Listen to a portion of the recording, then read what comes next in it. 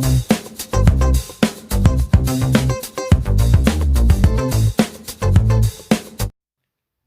Guys, welcome back to our channel ViaCooking. ఈరోజు నేను మీతో ఇడ్లీ పిండితో పునుగులు ఎలా చేసుకోవాలో చూపిస్తాను. మనం ఇడ్లీలు వేసుకున్నాక నెక్స్ట్ రోజు ఇడ్లీ పిండి కనుక మిగిలిపోతే ఇలా మీరు పునుగులు చేసి చూడండి. నేను 1 కప్ ఇడ్లీ పిండిని ఒక బౌల్లో వేసేసుకుంటున్నాను. ఇడ్లీ పిండి ఎంత పులిసిపోతే అంత బాగుంటుంది ఈ పునుగులు. ఇప్పుడు అందులో 1/2 కప్ క్యారెట్ని చిన్నగా తురుముకొని వేసేసుకుంటున్నాను.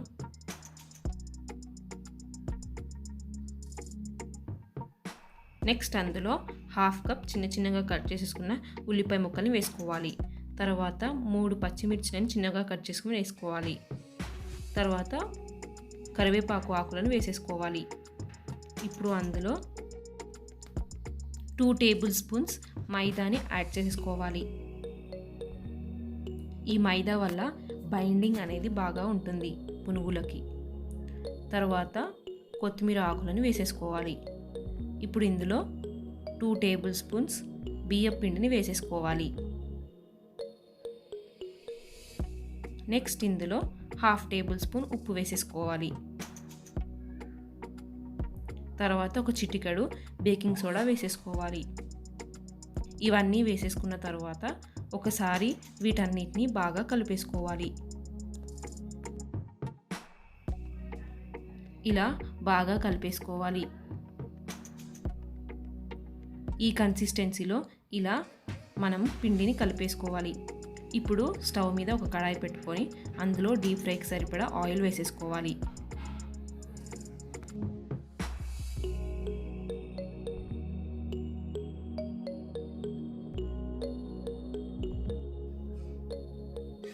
ఆయిల్ హీట్ అయిపోయాక అందులో మనం రెడీ చేసేసుకున్న బ్యాటర్ని చిన్నగా ఇలా బాల్స్ లాగా వేసేసుకోవాలి.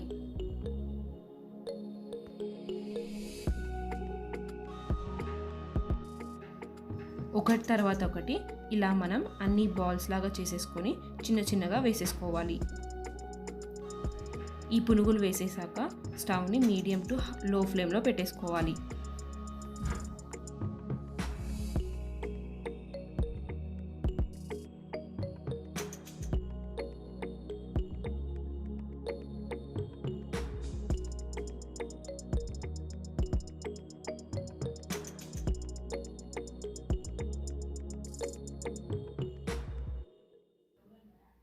అన్నీ వేసేసుకున్న తర్వాత స్టవ్ని మీడియం టు లో ఫ్లేమ్లో పెట్టేసుకొని బాగా కాల్చుకోవాలి.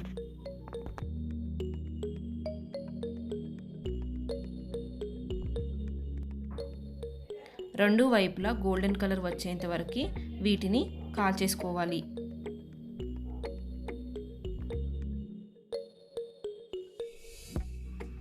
ఇలా 5 to 10 మినిట్స్ తర్వాత మనకు నెమ్మదిగా గోల్డెన్ బ్రౌన్ కలర్ వచ్చేస్తూ ఉంటాయి. ఇడ్లీ పిండితో ఈ పునుగులు వేసుకోవడం వల్ల ఇది ఎక్కువ ఆయిల్ని కూడా అబ్జర్వ్ చేసుకోదు.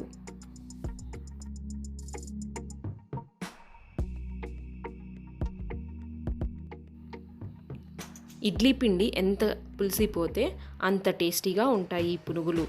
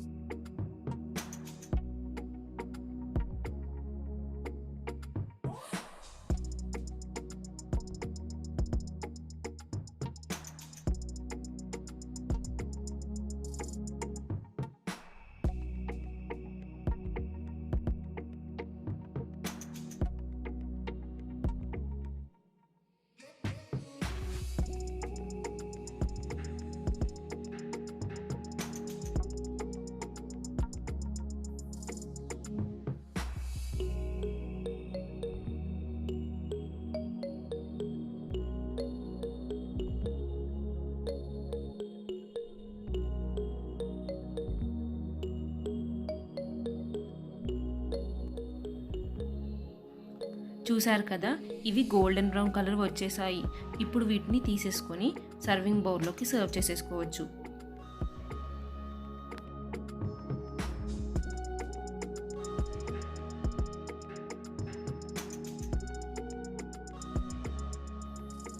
చూసారు కదా ఫ్రెండ్స్, ఇడ్లీ పిండితో ఇలా టేస్టీగా పునుగులు ఎలా చేసుకోవాలో మీరు కూడా ట్రై చేసి ఎలా ఉందో కామెంట్ బాక్స్లో కామెంట్ చేయండి. ఈ పునుగుల్ని టమాటో చట్నీతో తింటే చాలా టేస్టీగా ఉంటుంది. Thank you.